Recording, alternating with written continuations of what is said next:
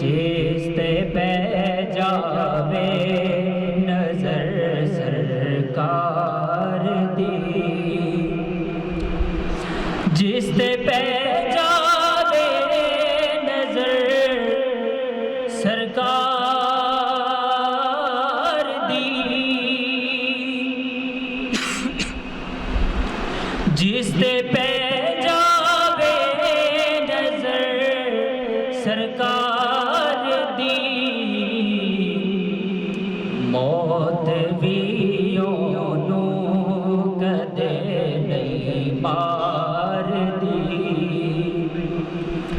موت بھی انہوں کدے نہیں مار دی ذکر اودا دل نو دیندا اے سکون ذکر اودا دل نو دیندا اے سکون یاد اودی سینے آنو ٹھار دی یاد اودی سینے آنو ٹھار دی جتھے جا کے لیٹیا رب دا حبیب جتھے جا کے لیٹیا رب دا حبیب شان تے ویکھو ذرا اس غار دی شان تے ویکھو ذرا اس غار دی کملی والے تو جنہیں منہ موڑیا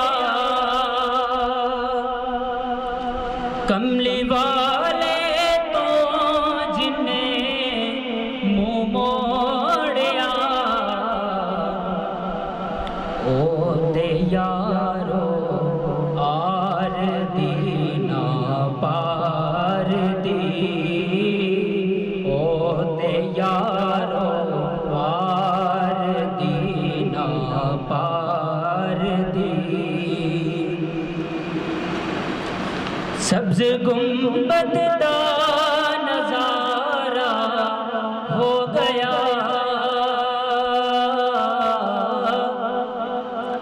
سبز گنبد دا نظارہ ہو گیا سبز گنبد دا نظارہ ہو گیا کل جدوں بھی چھڑ پئی سرکار دی کل جدوں بھی چھڑ پئی سرکار دی پھردے ہاں اس آس تے گلیوں گلی پھردے ہاں اس آس تے گلیوں گلی پھردے ہاں اس آس تے گلیوں گلی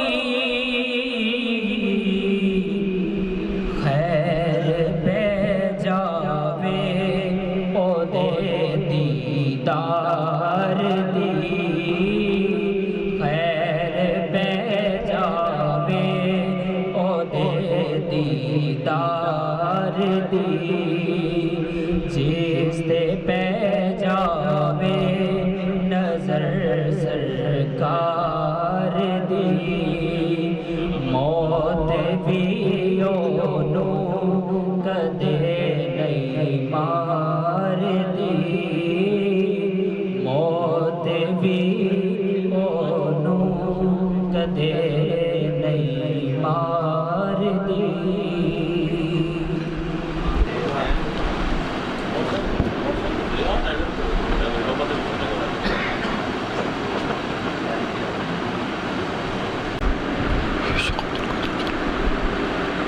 نحمدہ ونصلی ونسلم علی سیدنا و مولانا محمد رسولہ النبی الکریم. بسم اللہ الرحمن الرحیم. ان اللہ و ملائکتہ یصلون علی النبی یا ایہا الذین آمنوا صلوا علیہ وسلموا تسلیما.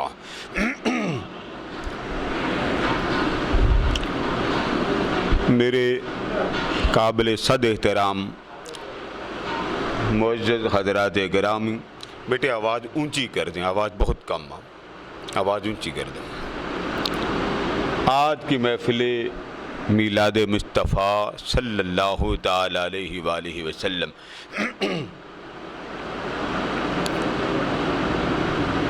اس میں آپ حضرات کو اللہ کی توفیق سے آقا نامدار علیہ السلام کے جبہ مبارک کی زیارت بھی ہوگی، اور حضور علیہ السلام کا جس پتھر پر قدم مبارک نقش ہوا آج اس کی بھی زیارت ہوگی.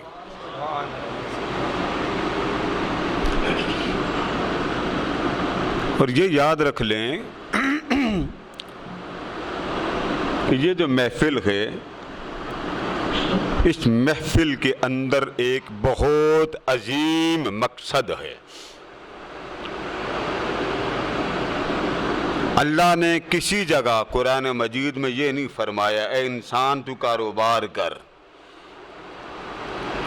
صریحاً کہیں نہیں فرمایا کہ تو صرف کاروبار کے لیے پیدا ہوا، بلکہ فرمایا کنتم خیر امہ اخرجت للناس، تجھے میں نے بنایا ہے انسانیت کی ہدایت اور نفع کے لیے.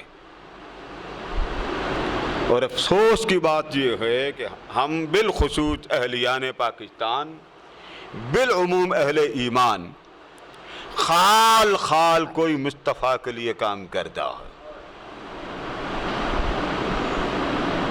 ابھی آپ دیکھ لیں، ایک وقت تھا یہاں میلاد ہر محلے میں ہوتا تھا، ہر گلی میں، اور کوئی ہفتہ، مہینے کی بات نہیں کرتا، کوئی ہفتہ ایسا نہ تھا، ذوالقرنین صاحب بھی محفل کرنے والوں میں تھے، کوئی ہفتہ ایسا نہ تھا کہ دو دو تین تین محافل میلاد منعقد نہ ہوتی ہوں. اب سننے میں عموماً یہ آتا ہے کہ ضروریات بڑھ گئی ہیں، پیسہ باقی کوئی نہیں. اگر مصطفیٰ کے لیے پیسہ کوئی نہیں ہے تو اہل و عیال کے لیے برکت والا پیسہ کہاں سے آئے گا؟ میں بڑی مدت سے عالمی میلاد کانفرنس میں جاتا ہوں، اور مجھے غالباً یاد اتنا پڑتا ہے کہ پہلی بار، محفل تو پہلے ہوتی تھی، 92 کو میں محفل میلاد میں شامل ہوا. اس وقت مینار پاکستان پہ نہیں ہوتی. وہ شخصیت جسے شیخ الاسلام کہتے ہیں، ان کی داڑھی اور سر کے بال سفید نہیں تھے، کتابیں لکھیں، ادارے بنائے، دعوت کی، اور اتنے شاگرد بنا لیے. اللہ اس کی زندگی سلامت رکھے، ان کو قدم قدم پر رحمتیں دے. آپ کسی ایک کتاب کا نام لیں، 10 کتابیں اس کی لکھی پہلی موجود ہوں گی. یاد رکھ لیں، دعوت دین کا کام رسول اللہ کا کام ہے، یہ کسی شخص کا کام نہیں. اور یہ بات ہمارے ہاں بڑی ہے، طنز کرنا بڑا آسان ہوتا، کسی پر الزام لگانا بڑا آسان ہوتا ہے. داڑھی کی پیمائش پر بڑے ہمارے فتوے دیتے ہیں لوگ. اس قوم کو یہ بھی نہیں پتا فرض ہوتا کیا ہے، واجب کیا ہوتا. کوئی شے درجے میں کہاں ہے، اور یہاں ہے تو یہاں ہے، اس لوکیشن کا، ڈائریکشن کا زاویہ اسلام نے کیا بیان کیا نہیں پتا. کتنی تنظیمیں آپ کے سامنے، لیکن آپ کسی کے سامنے کوئی بات کریں، کوئی عذر پیش کریں، حقائق پر، دلائل پر، اصول پر، آپ کو ایک شخص ملے گا اور اس کا نام طاہر القادری صاحب ہو. ہمارے ہاں 2 منٹ میں کسی کو حرام کرنا ہو تو 1 منٹ کا فتویٰ مار دیں، حلال کہنا فتویٰ دے دیں، بس بات ختم. وہ نہیں ایسے کرتے.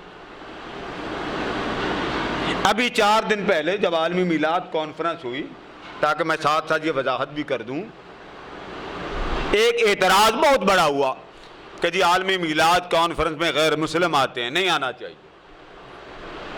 یہ بات آپ بھی سن لیں، غیر مسلم ہر مسلک کا عالم نہیں آنا چاہیے، ان کا آنا گناہ ہے۔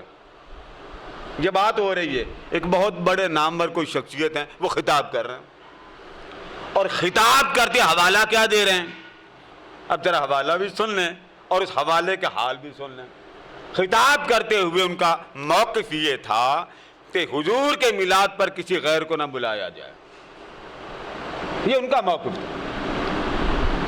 اعلیٰ حضرت الشاہ احمد رضا خان صاحب فاضل بریلوی نور اللہ مرکزہ کی کتاب فتاوی رضویہ میں لکھا ہے کہ اگر کسی عالم شخص کو غیر مسلم بلائیں، اقوام عالم کے وہ لوگ بلائیں جو مسلمان نہیں ہیں، تو اس مسلمان عالم پر فرض عین ہے کہ ان کی دعوت کو نہ صرف قبول کرے بلکہ ان کی دعوت پر جلد پہنچے۔ میرا تو فتویٰ نہیں ہے بابا، اعلیٰ حضرت کا پڑھ لو اور آگے سنیں۔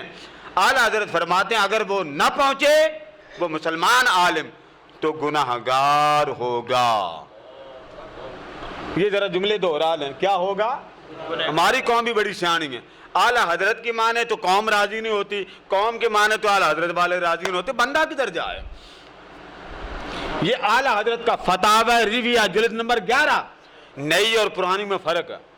آپ فرماتے ہیں اگر اقوام غیر مسلم وہ بلائیں تو عالم کے لیے فرض ہے، اور عالم پر فرض کیا کہ ان کے پروگرام میں جائے اور ان کو دعوت دین دے۔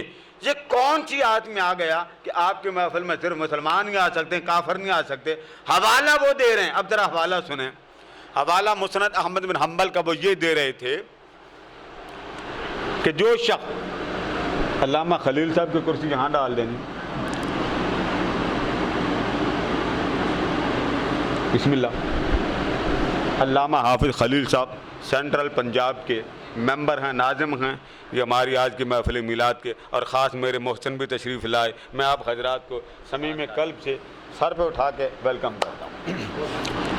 تو اعلیٰ حضرت رحمۃ اللہ تعالیٰ علیہ کی مانے یہ راضی نہیں ہوتا، اور حقیقت بھی میں آپ کو بتا دوں اعلیٰ حضرت کو پڑھا کسی نے بھی نہیں ہے، لیکن اللہ معاف فرمائے اس ہستی کو بدنام زیادہ لوگ کرتے ہیں۔ اب حوالہ سنیں، حوالہ دے رہے ہیں کہ جی 2 یہودی آقا علیہ السلام کی بارگاہ میں آئے، اور ان کی عادت یہ تھی کہ وہ تنکا لے کے ناک میں مارتے تھے، اور آقا کریم کی عادت کریمانہ تھی کہ کسی کو چھینک آ جاتی، ایک شخص سامنے بیٹھا تھا، اس کو چھینک آ گئی، اس نے چھینک لیتے ہوئے کہہ دیا الحمدللہ، چھینک لیتے ہوئے کہہ دیا الحمدللہ۔ میرے آقا نے فرما دیا یہدیکم اللہ۔ وہ مسلمان نہیں ہوا تھا، جب اسے آپ نے فرمانا یہدیکم اللہ، اس نے وہیں کھڑے کھڑے حضور اکرم صلی اللہ علیہ وسلم کا کلمہ پڑھ لیا۔ اب یہودیوں کو پتا تھا کہ محمد کے منہ سے جو نکلتا ہے وہ ہو کے رہتا، وہ تنکا لے کے ناک میں ڈالتے تھے کہ چھینک آئے۔ اب یہ میں نے آپ کو ڈیٹیل سنا دی۔ وہ جو حضرت ہیں وہ یہ واقعہ سنا رہے ہیں، مضمون کا حصہ نہیں تھا، اعتراض تھا۔ اعتراض یہ تھا کہ عالمی میلاد پر غیر مسلموں کو کیوں بلاتے ہیں، فلاں فلاں کو کیوں بلاتے ہیں، سکھوں کو کیوں بلاتے ہیں، ان کے اوپر لعنت برس رہی ہے، الفاظ ان کے ہیں، ہمارے نہیں ہیں۔ اور یاد رکھ لیں اللہ کا فرمان ہے غیر مسلم اگر ہدایت لینے کے لیے آپ کی صحبت میں آئے، آپ پر لازم ہے اسے اپنی صحبت میں بٹھائیں، مصطفیٰ کی باتیں سنائیں، اس کو موقع دیں، 10 دن 15 دن مہینہ وہ سوچے، وہ سمجھے، وہ ادراک کرے، پھر جا کے وہ فیصلہ کرے گا کہ میں اس محمد کا کلمہ پڑھوں کہ نہ پڑھوں۔ ہمارے ہاں تحریک منہاج القرآن میں اس طرح تماشا نہیں لگتا، آؤ جی کلمہ پڑھو، نہ بابا، جیسے اولیاء کا طریقہ تھا وہ تحریک منہاج القرآن کا طریقہ۔ اب وہ آگے بات بیان کرتے کہ 2 یہودی حضور کی بارگاہ میں آئے، خود ہی بیان کر رہے ہیں، اور خود ہی بیان کر رہے ہیں کہ آپ کے میلاد میں جن پر لعنت برس رہی ہوتی ان کو کیوں بلاتے ہیں۔ آپ حوالہ بھی دے رہے ہیں اور بتا بھی رہے ہیں کہ آقا کریم کی بارگاہ میں یہودی آ کر بیٹھے، اگر حضور کی بارگاہ میں یہودی آئے بیٹھے تو آپ کو اتنا تو پتا ہونا چاہیے کہ جو عمل آمنہ کے لال کے سامنے ہو وہ امت کے لیے سنت بنتا. آپ خود سنت بھی سنا رہے ہیں اور خود سنت کو مٹا بھی رہے ہیں. عجیب قسم کے انسان ہیں بھائی. سنت بنا رہے ہیں آپ. 2 یہودی آئے, آپ آگے بھی سنیں, یہ علامہ صاحب بیٹھے تائید کریں گے. امام احمد بن حنبل بیان کرتے ہیں آقا دو جہاں کا ایک ملازم تھا اور وہ یہودی تھا. وہ یہودی تھا.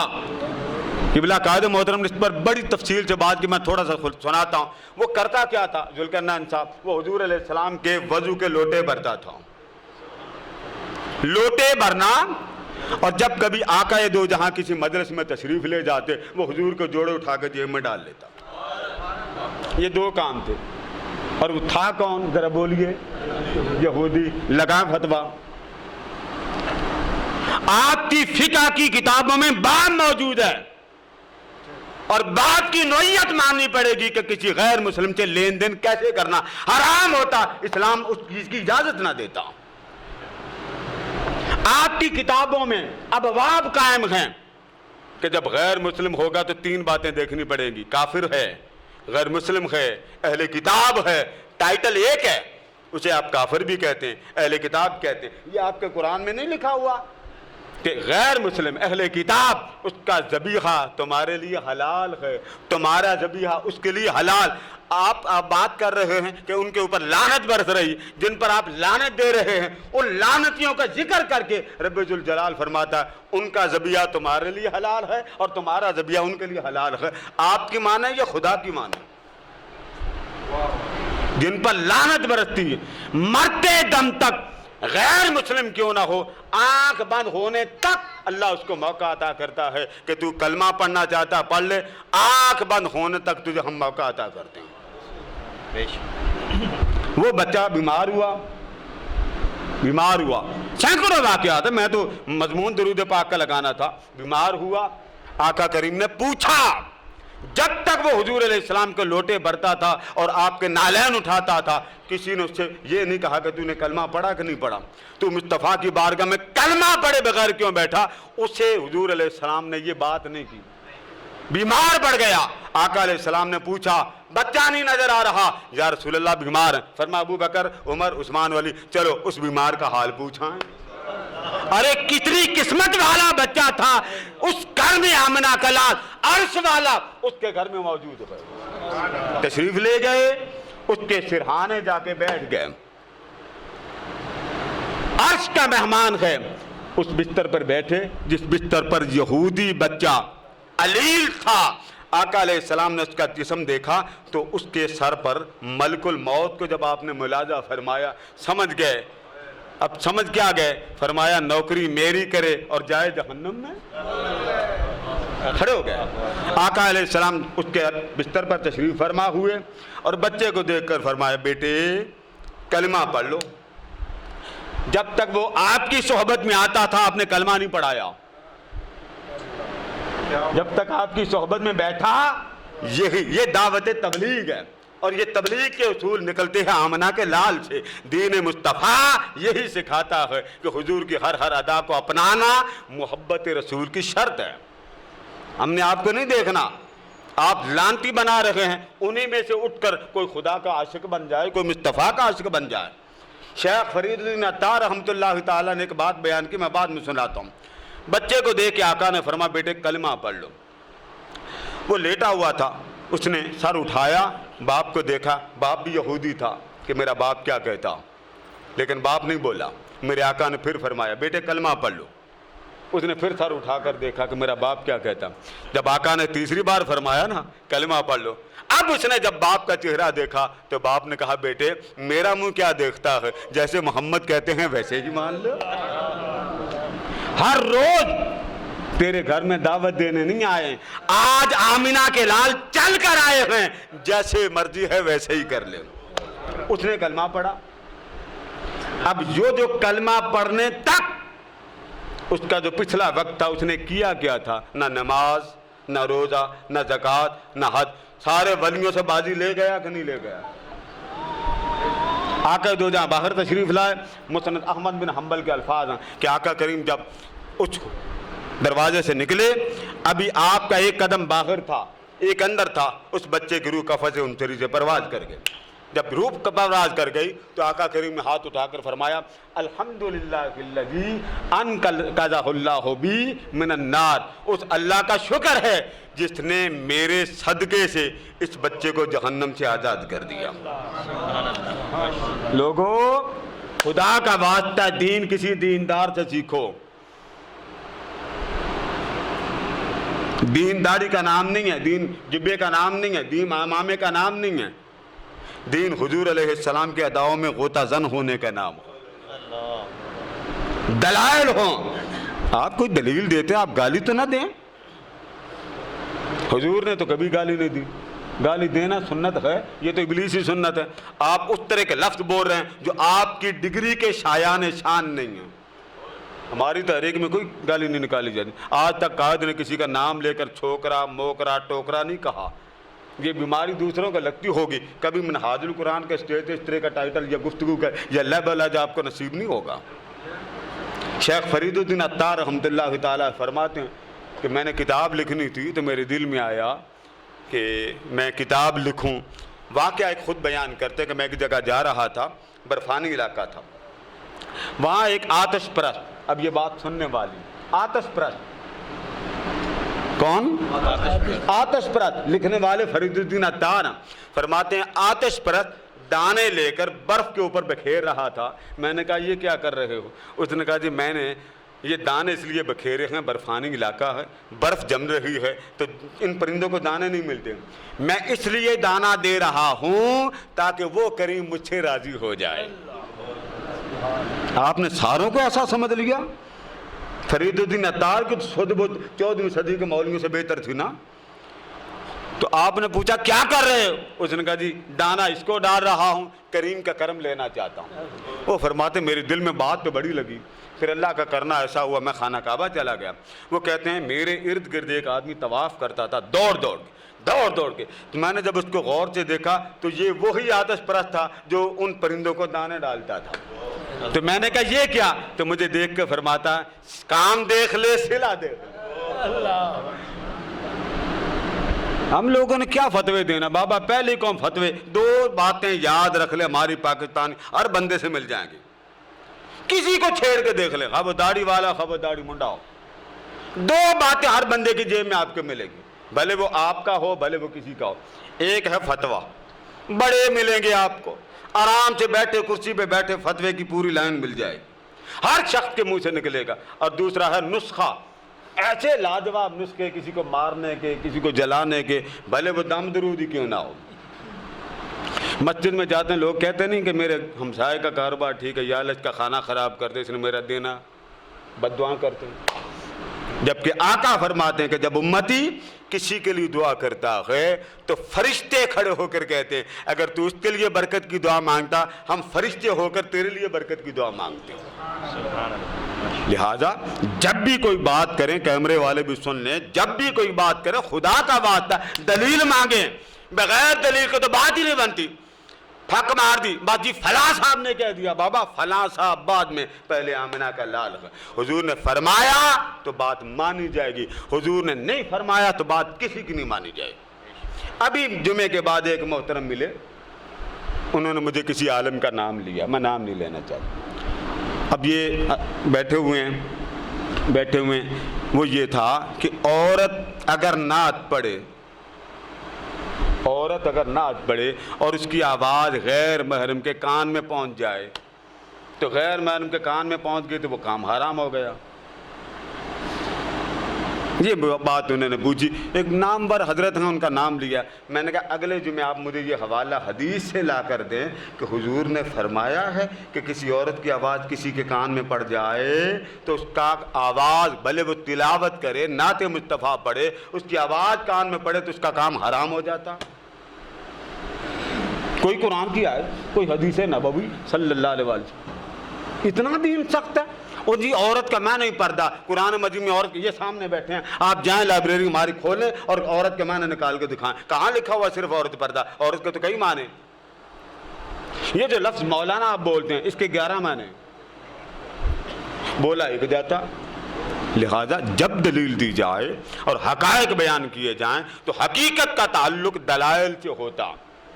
حرام تو وہ حرام کی دلیل قطعی سے ثابت ہوگا, فرض ہے تو دلیل قطعی سے ثابت ہوتا. اس کے بعد نیچے آ جائیں, سنتیں ہیں, مباحات ہیں, اس میں بھی ہم لوگ ایک نیچے سے حدیث اٹھا کے اوپر لے جاتے ہیں. قبلہ کی ایک کتاب آئی خبر پر, یعنی حدیث کی اقسام پر, آپ ایک کتاب پڑھ لیں, الموسوعات جلد نمبر 7, ایک کتاب پڑھ لیں, انشاءاللہ حدیث کے اسلوب میں آپ کبھی مار نہیں کھائیں.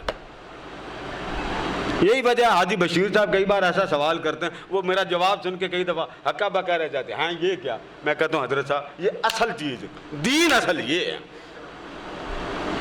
اگر عورت کی آواز گھر سے باہر نکل جائے تو گناہ ہوتا ہے, تو آپ کے گھر کی بیگم میں بازار میں لینے کیا جاتی ہیں؟ بھلے وہ علامہ کی بیگم ہو, تو دکان پہ تو سارا کچھ اس غیر سے بات کر رہی ہوتی, تب اسلام کدھر ہوتا؟ تسبیحات عورت کو پڑھنا احادیث سے ثابت. سیدہ کائنات آقا دو جہاں علیہ السلام کے ساتھ صحابہ کرام تھے, فرماتے کہ ہم کھڑے تھے تو سامنے سے لخت جگر مصطفیٰ آئیں, اندر داخل نہیں ہوئی. آقا کریم نے فرمایا بیٹی کہاں سے آئی؟ اب ذرا سنیے. پوچھنے والا آمنہ کا لال ہے اور جس سے پوچھا جا رہا ہے وہ سیدہ کائنات ہیں. آقا نے نہیں فرمایا صحابہ پیچھے ہٹ جاؤ, میری بیٹی کی آواز نہ سنو. تقوی کا تعلق ہے دل سے, تقوی کا تعلق نظر سے نہیں ہے. اگر دل پاک ہو, بھلے گناہ ہو کے انبار لگیں, آپ کا دل پاک ہے. اگر دل پاک نہیں, بھلے کعبے کے اندر بیٹھے ہوں, تو دل پاک نہیں ہے. اللہ ہمارا اسلام, ہم تو سن کے حیران ہو جاتے, ایسی ایسی اسلام کی باتیں, کمال کی باتیں, لاجواب باتیں سن کر ہنسی آتی ہے. آقا جو علیہ السلام جب مکہ میں دعوت تبلیغ دیتے تھے, ایک سب سے بڑا خیمہ لگتا تھا سرخ رنگ کا. اس خاتون کا نام تھا خناسا, حضرت کعب بن زہیر کی رشتہ دار ہیں. سب سے بڑا خیمہ اس کا لگتا تھا. تاجر آتے تھے اس خاتون کے پاس اور اس کے پاس شعر سنتے تھے, اور سب سے بڑی مکہ کی شاعرہ تھی. اس نے سنا کوئی مدینے کا والی یہاں پھرتا ہے, وہ ایک خیمہ تھا, وہاں چلی گئی. خدا جانے کتنے عرصے سے وہ ترس رہی تھی کہ میرے من کو بھی کوئی سکون دینے والا ملے. اندر داخل ہوئی, حضور علیہ السلام سامنے تھے, تو خناسا عرض کرتی یا رسول اللہ صلی اللہ علیہ وسلم, میں دکھی عورت ہوں, میرے 4 بھائی فوت ہو گئے, تو مجھے بڑا ان سے پیار تھا. وہ کالی پٹی باندھتی تھی سر پر, تو اب میں آپ کا کلمہ پڑھ کے آپ کی امتی بننا چاہتی ہوں. بیٹھے تھے آقا کریم صحابہ کرام کے ساتھ, تو آقا کریم نے فرمایا ٹھیک ہے, کلمہ پڑھا دیا. جب کلمہ پڑھا دیا تو اس نے واپس ہونے سے بعد پھر پلٹ کر آ کر پوچھا اگر اجازت ہو تو میں آپ کی نعت نہ سناؤں. یہ شریعت آپ کی خدا جانے کہاں جب محلے سے نکلتی, ہمیں تو حدیث میں تو کچھ اور ہی نظر آتا. جدھر جاؤ, قائد محترم کی ایک کتاب ہے میلاد النبی, اس میں نعت خانوں کے ناموں میں عورتوں کے بھی نام ہیں. اتنا بولو کہ دلائل کے ساتھ آپ کی بات میں حقانیت ہو, ایسے نہ بولو کہ لوگ آپ کی ماننا ہی چھوڑ دیں. وہ شعر سناتی, کریم آقا جھوم جھوم کر سنتے تھے, فرماتے شابہ خنسا اگلا شعر سنا, شابہ خنسا اگلا شعر سنا. اس وقت عورت کو پتہ نہیں تھا کہ میں سنا کس کو رہی ہوں. آپ نے شریعت یہ بنا دی, بات یہ عورت کی آواز نہ نکلے, عورت کی آواز. یہ شادی میں جائیں, فنکشن میں جائیں, کہاں پر اس علت کا اطلاق ہوتا ہے؟ اذان ہونے لگی, پانی تھوڑا آدھا گھنٹہ مزید پروگرام ہوگا. دعا علامہ خلیل صاحب مانگے. بسم اللہ الرحمن الرحیم. اب آ جائیں اصل مضمون کی طرف, تاکہ ہمارا مضمون میں چند باتیں احتیاطاً آپ حضرات کے گوشے گزار کر دوں. اور اس مضمون پر ایک خطاب ہے جو انڈیا میں قبلہ نے کیا تھا. اگر وہ خطاب سن لیں تو پھر یہ مضمون کا حصہ آپ کو سمجھ میں آ جائے گا. وہ یہ کہ ہمارے ہاں یہ ہوتا ہے کہ جب بچے جوان ہو جاتے ہیں, بڑی عمر کے ہو جاتے ہیں, پھر ماں باپ دن بدن کسی نہ کسی مسائل, ٹینشن, ذہنی کیفیت, اضطراب میں آ جاتے ہیں. وہ پھر کسی دم والے کے پاس چلے جاتے ہیں، دعاؤں والے کے پاس چلے جاتے ہیں، بس جی مجھے روحانی سکون نہیں، مجھے آرام نہیں ہے، مجھے چین نہیں. یہ ایک حقیقت ہے. ایسی کیفیت میں پھر بعض لوگوں کی کیفیت رقت بڑی ہوتی ہے، کیونکہ پریشانی بڑی ہوتی ہے. اولاد کی پریشانی ہے، اہلیہ کی پریشانی ہے، خاندان کے ساتھ لینا دینا ہے، قرض بہت چڑھ گیا. شیخ یوسف نبہانی رحمۃ اللہ تعالی علیہ فرماتے ہیں کہ ایک شخص تھا، اس کا حال یہ تھا کہ اس کے وجود پر ہر وقت تجلیات کی بارش ہوتی تھی، ہر وقت. وہ کہتے ہیں کہ حال یہ تھا کہ کثرت کے ساتھ اسے حضور اکرم صلی اللہ علیہ وآلہ وسلم کی زیارت ہوتی تھی. اور اس کو پھر میں نے پکڑ کر پوچھا کہ تجھے یہ سارا حال کیسے ملا؟ ہفتے میں ایک دن اگر آپ عمل کرنا چاہوں، اس میں آپ کا فائدہ، ہفتے میں کم از کم ایک دن آقا کو دے دیں. وہ کیا کرتا تھا، الازہر کے علاقے کی کوئی مسجد تھی، وہاں بیٹھ جاتا اور اس حجرے سے باہر نہیں نکلتا تھا. رات گزر جاتی، وہ کہتے ہم نے جا کر جب دیکھا تو ہم حیران رہ گئے، ساری رات ذکر مصطفیٰ میں وہ بیٹھا رہتا، صبح ہوتی تو وہ گھر جاتا تھا. تب ہمیں پتا چلا کہ یہ سارا فیض حضور کی ذات پر درود و سلام کا صدقہ. اب ہم لوگ بڑا اعتراض کرتے ہیں، میں یہ بھی درود پڑھتا ہوں، میں وہ بھی، اس میں کوئی شک نہیں. مگر میں ایک بات عموماً مثال دے کے کہا کرتا ہوں کہ آپ گھر میں برتن کھانے والا پکانا ہو کھانا تو آپ چمچہ اس میں مارنے سے پہلے دھوتے ہیں. اگر چمچے کے اوپر گرد ہو، ڈسٹ ہو، غلاظت ہو، کوئی شخص سمجھدار پڑھا لکھا بھی گوارا نہیں کرے گا کہ میں اس کفگیر کو یا چمچ کو اس ہنڈیا میں ماروں. یہ جو ہماری زبان ہے، یہ اس دیگچے کا چمچہ، اور ایک دن میں معلوم نہیں چغلیاں بھی اسی چمچے میں، غیبتیں بھی اسی چمچے میں، لین دین کا جھوٹ مارنا بھی اسی چمچے میں، اور اسی چمچے سے درود سلام بھی پڑھتے ہیں. یہ ذرا زبان کو دیکھیں نا، میری بات کو غور سے سمجھے.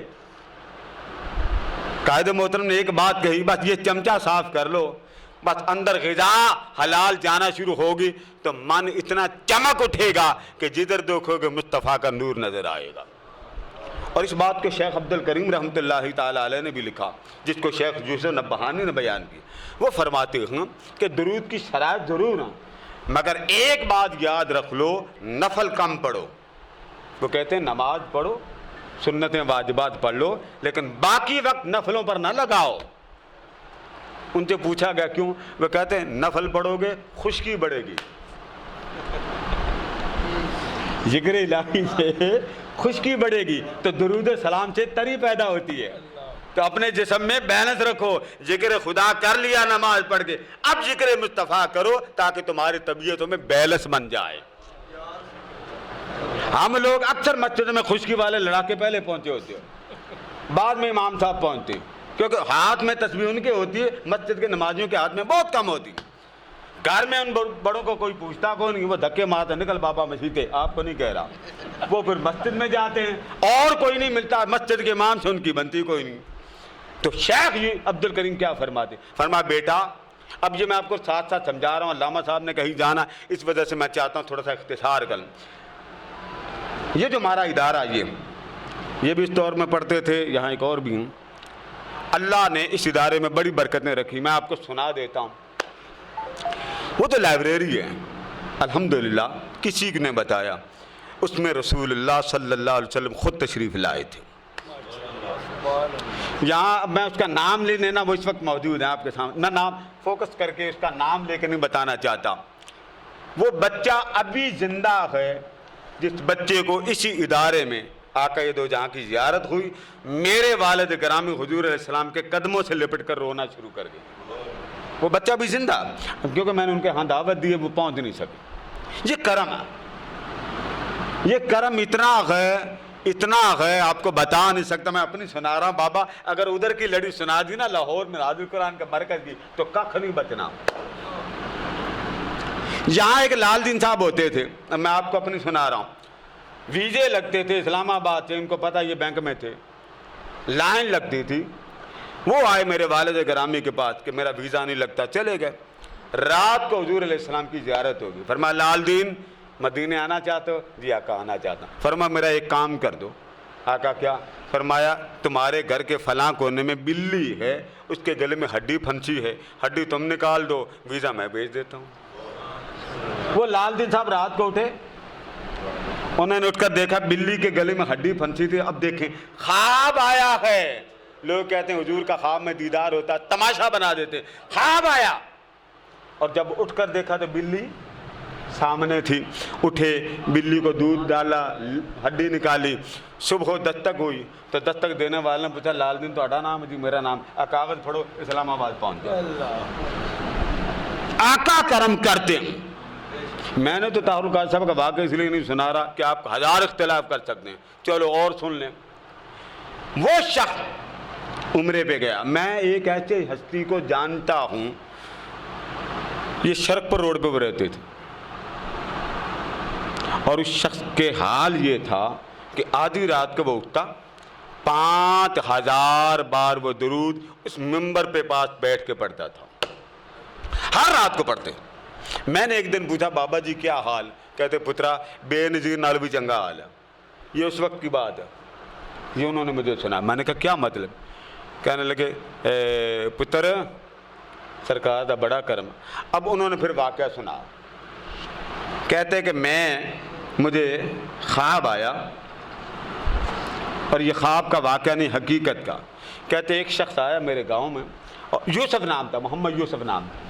انہوں نے مجھے پوچھا کہ اس چک نمبر 10 میں آپ رہتے ہیں؟ انہوں نے کہا جی میں رہتا ہوں۔ آپ امام خطیب ہیں؟ جی میں امام خطیب ہوں۔ اچھا یہ پیسے پکڑیں اور جائیں عمرہ کریں۔ یہ شخص ان کے اپنے الفاظ ہیں، انہوں نے مجھے خود سنایا اور میں گواہ ہوں۔ اب تو ان کا وصال ہو گیا۔ وہ کہتے میں بڑا پریشان ہوا۔ میں نے کہا جی سونے میں نے سمجھ نہیں آ رہی، گل دسو۔ کہنے لگے میں مدینہ پاک سے آیا ہوں، آپ کا نام یوسف ہے؟ جی میرا نام یوسف ہے۔ مجھے حضور علیہ السلام کی زیارت ہوئی، اور حضور علیہ السلام نے فرمایا کہ فلاں گاؤں میں میرا ایک یوسف دیوانہ رہتا ہے، درود بڑا پڑتا ہے، اس کا دل بڑا چاہتا ہے میں مدینے آ جاؤں، مگر اس کے پاس پیسے کوئی نہیں، تو پیسے تو لے جا، مدینے اس کو بھیج۔ وہ کہتے جب اس نے اتنی باتیں مجھے سنائیں میں نے پیسے لے لیے۔ اس وقت ویزے وہاں اسلام آباد سے لگتے تھے، میں وہاں چلا گیا۔ وہ سیکٹری ایک ہوتے تھے حج کے، ان کے ساتھ یہ بیٹھ گیا، پتہ لگا کہ ویزے ختم ہو گئے۔ اس سیکٹری کو اس نے خواب سنا دیا۔ اس نے کہا بابا یہ جو تجھے خواب آیا ہے مدینے والے کا، تجھے یقین ہے کہ مدینے والے بلائیں گے؟ اس نے کہا جو مرضی ہو جائے مدینے والے بلائے گا۔ وہ کہتے ہیں کیونکہ مجھے انہوں نے مایوس کر دیا تھا، ظہر کی مسجد ہم نے وہاں دفتر کے پاس پڑھنی تھی، وہ مجھے اندر پکڑ کے لے گئے، سب کچھ ختم تھا، کلوز تھا، کوئی فائل اوکے نہیں ہو رہی تھی۔ مجھے وہ کہنے لگے کیا کیا لائے ہو؟ میں نے کہا جی ٹیچی کیس لایا ہوں، پیسے لایا ہوں۔ اس نے کہا پیسے بھی لے جا، ٹیچی کیس بھی لے جا، تیرے لیے حکم جاری ہوا کہ جس جہاز میں آرمی والے جاتے ہیں اس جہاز میں مدینے والے نے تیرا ٹکٹ وہاں سے بھیجا۔ پیسے بھی بچ گئے، سامان بھی سرکاری، پھر وہ حج کر گیا۔ آقا دیتے ہیں۔ ہمارے وہاں لاہور میں گوشہ درود میں حاجی یہ یاسین طاہر صاحب کا بھی علم، ایک شخص کو حضور اکرم صلی اللہ علیہ وسلم کی زیارت ہوئی، اس کے ایک کندھے پر حضور علیہ السلام نے دست مبارک رکھا۔ کمال کی بات، ایک کندھا ٹھنڈا تھا ایک گرم تھا۔ اب یہ بات میں بتانا چاہتا ہوں شیخ عبد الکریم رحمۃ اللہ تعالی علیہ کہ پھر سارا کچھ ہم کرتے ہیں پھر زیارت کیوں نہیں ہوتی؟ ایک بات تو یاد رکھ لیں، ہاضمے درست کریں۔ ہمارے ہاضمے کا بیڑا غرق فکروں نے کیا، رات ہم کھانا دیر سے کھاتے ہیں، اور رات کی نماز پڑھتے ہی یا ہمارا دھیان کسی فکر کی طرف ہوتا یا ٹی وی کی طرف ہوتا۔ صرف رات کو سونے کا ایک وقت مقرر کر لیں۔ یہ آپ کے فیصل آباد کا وہ شخص مسجد میں آتا اور مسجد کے ایک ستون کے ساتھ ایک لگا کے فجر کی اذان تک درود پڑھتا۔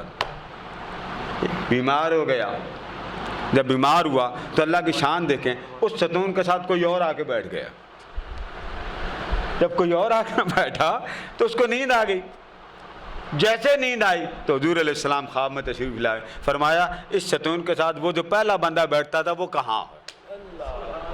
یہ نہیں کیا کہ اس بندے سے پوچھے، نہیں، جو ستون کے پاس آ کر بیٹھا۔ جب حضور دینے کے وقت آتے ہیں تو بہانے بھی بنا دیتے ہیں کہ کس کو کس کے صدقے ملتا۔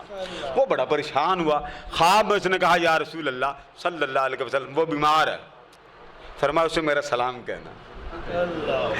اسے نہیں فرمایا، وہ جو سامنے ستون پر بیٹھا تھا اسے فرمایا میرا سلام کہنا۔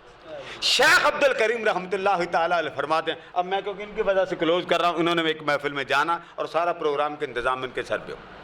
وہ بیان کرتے ہیں کہ بیٹے جب تو درود پڑھنا شروع کر لیکن ایک وقت رکھ، وقت نہیں بدلنا۔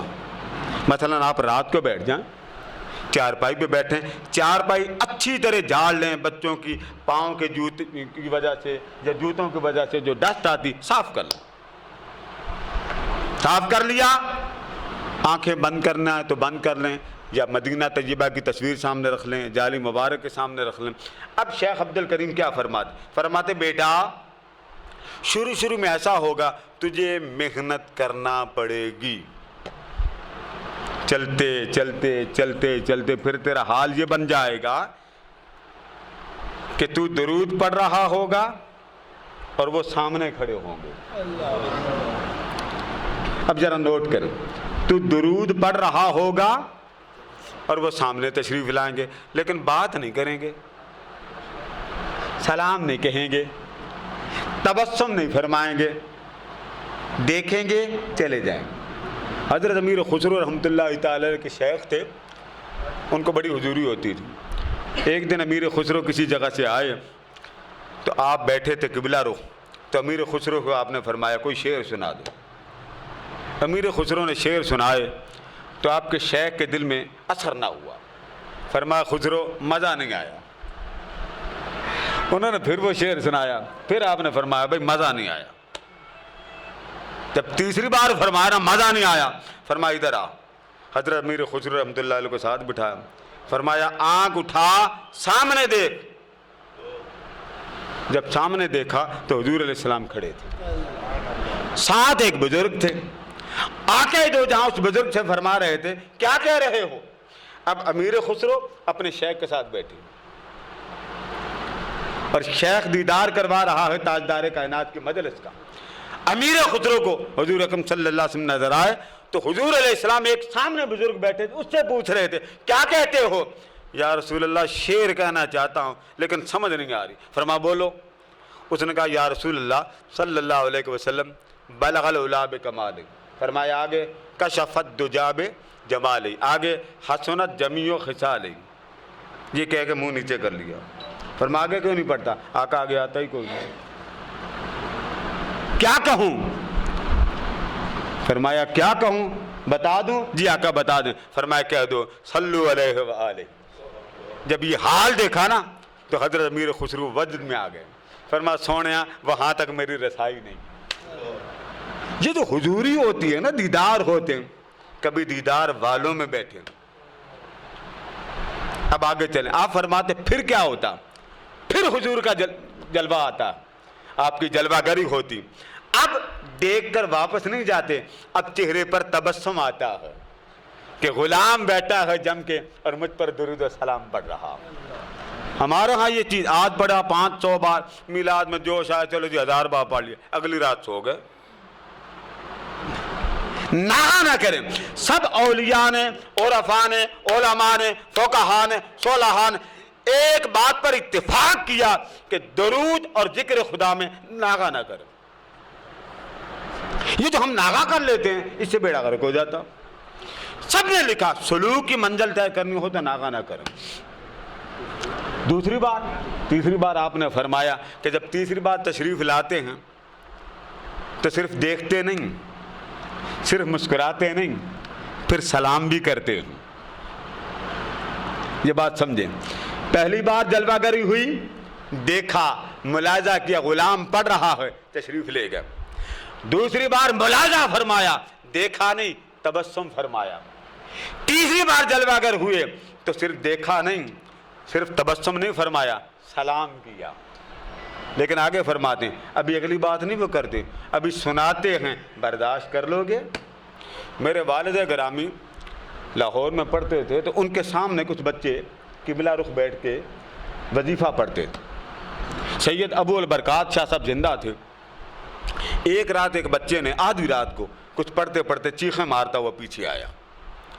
خیر ان سب بچوں نے اس کو دلاسا دیا، پسینے چھوٹے ہوئے تھے کہ صبح استاد صاحب سے بات کریں گے کہ یہ مسئلہ کیا۔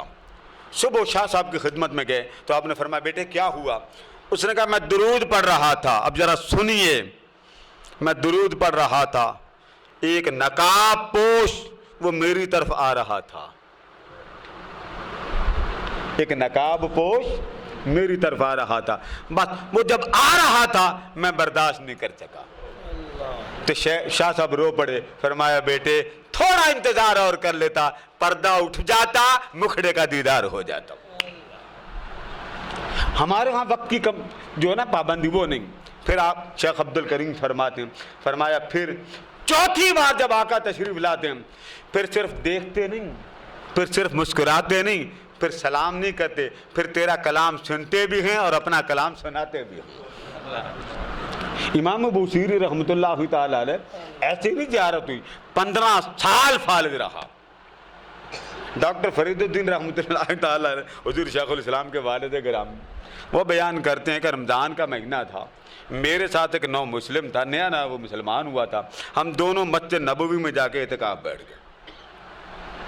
رات تھی لیلۃ القدر کی، لیلۃ القدر کی رات تھی تو خواب مجھے آیا۔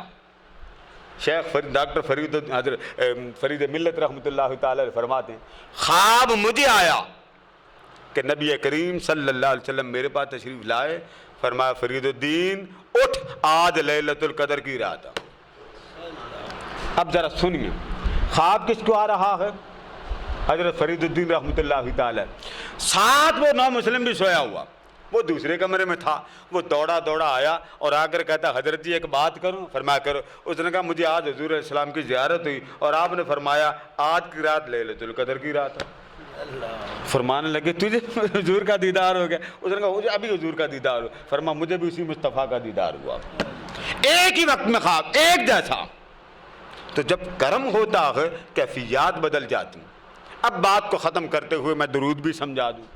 درود بے شمار ہے، قائد محترم کے قول کے مطابق 4000 اقسام ہیں درود پاک۔ یہ جو آپ درود پاک پڑھتے ہیں الصلاۃ والسلام علیک یا رسول اللہ، ذرا بتائیں یہ سب سے پہلے کس نے پڑھا تھا؟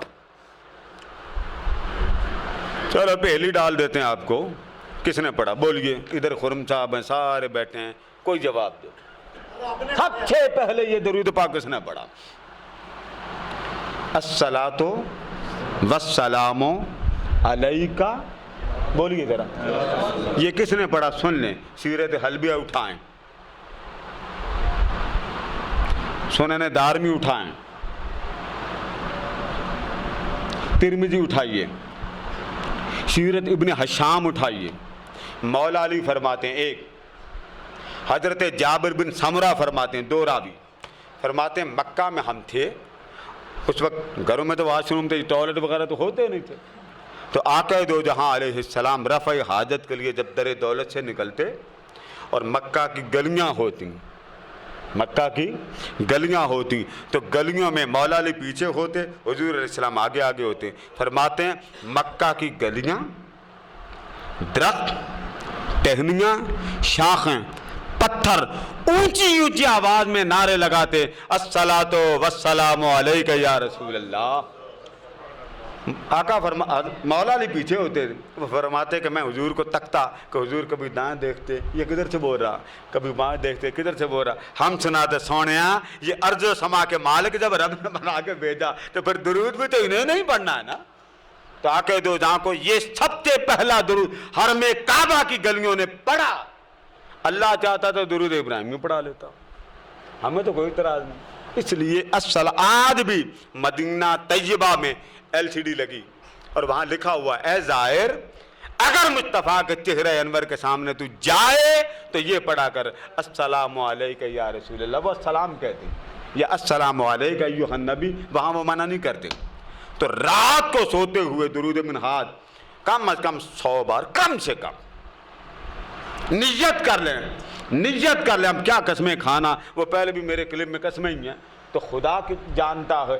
آپ درود آج سے پڑھنا شروع کر دیں، خوشبو لگا کے پڑھنا شروع کر دیں، سامنے گلاب کے پھول اور پتیاں رکھ لیں، آپ نے جو خوشبو لگائی وہ اور ہوگی، اور جو خوشبو درود پڑھتے ہوئے آئے گی وہ اور ہوگی، اس لیے کہ آقا کریم دیتے ہوں۔ یہاں ایک محترم تھے، اللہ پاک ان کی زندگی سلامت رکھے، مدینہ تک بے شمار واقعات میں صرف اس لیے بند کر رہا ہوں کہ آگے بھی آپ کے پروگرام میں میلاد مصطفیٰ کے حوالے سے یہ یاد رکھ لیں کہ پڑھیں، رات کو ایک ٹائم مخصوص کر لیں، چلتے پھرتے آپ بھلے جون سا پڑھیں مگر ایک درود ضرور پڑھیں، الصلاۃ والسلام کر کے پڑھ لیں۔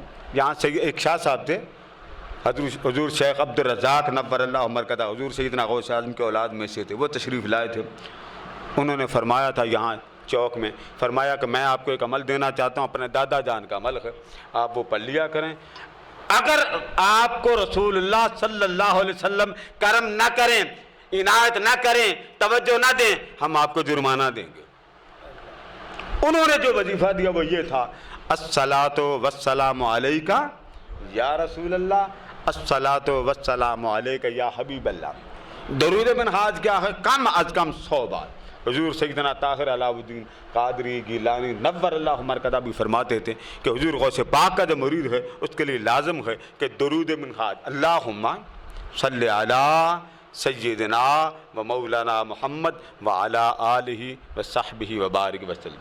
صحبہ کئی بار پڑھا بھی جاتا ہے، کئی بار نہیں پڑھا، اللہم صلی علی سیدنا محمد وعلی آلہ وسلم۔ ایک درود آقا نے خود فرمایا کہ اگر کوئی شخص بیٹھا ہے تو اٹھنے سے پہلے، اگر کھڑا ہے تو بیٹھنے سے پہلے اللہم صلی علی سیدنا محمد وعلی آلہ وسلم، اگر کوئی یہ درود پڑھ لے، یہ آقا فرماتے، اگر کوئی یہ درود پڑھ لے اٹھنے سے پہلے، اگر بیٹھا، اور اگر کھڑا ہے تو بیٹھنے سے پہلے، اللہ پاک اس کے سب گناہوں کو معاف کر دیتا۔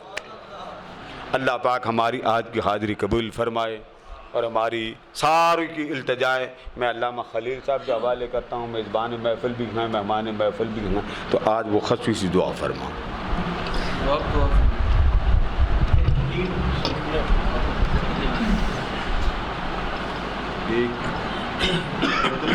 نہیں بس ٹھیک۔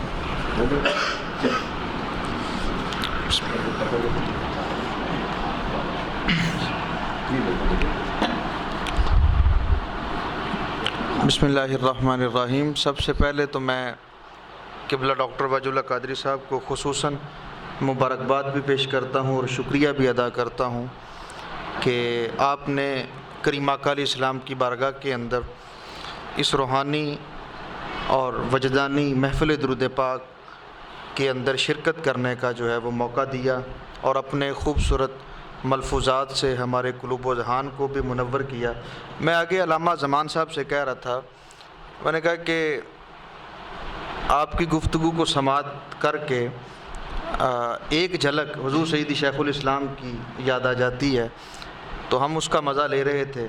اللہ پاک آپ کے علم اور عمل کے اندر برکتیں عطا فرمائے، اس ادارے کو دن دگنی رات چگنی ترقی عطا فرمائے۔ بسم اللہ الرحمن الرحیم۔ اللہم صلی علی سیدنا و مولانا محمد وعلی آلہ وصحبہ وبارک وسلم۔ یا ہلال امین، یہاں پر تیرا اور تیرے پیارے محبوب کا ذکر ہوا، تلاوت کی صورت کے اندر، نعت کی صورت کے اندر، خطاب کی صورت کے اندر، درود پاک کی صورت کے اندر۔ مولا ہم سب کا ذکر کرنا اپنی بارگاہ میں قبول فرما۔ مولا یہ وہ ذکر ہے کہ جو تو خود کرتا ہے، یہ تیری سنت ہے، ہم سارے مل کے تیری سنت کو مولا یاد کر رہے ہیں، تیری سنت کو ادا کر رہے ہیں۔ مولا ہمارے اس کام کے اندر برکتیں عطا فرما، اس کو اپنی بارگاہ کے اندر شرف قبولیت عطا فرما۔ یا الہی امین، ہم سب کا درود پاک پڑھنا اور یقیناً درود پاک کائنات کے اندر ایک ایسی عبادت ہے جس کو تو رد نہیں کرتا۔ جو الہ الامین اس عبادت کے اندر مولا ہم سب کو مزید برکتیں عطا فرما، ہمارا پڑھنا اپنی بارگاہ میں قبول فرما۔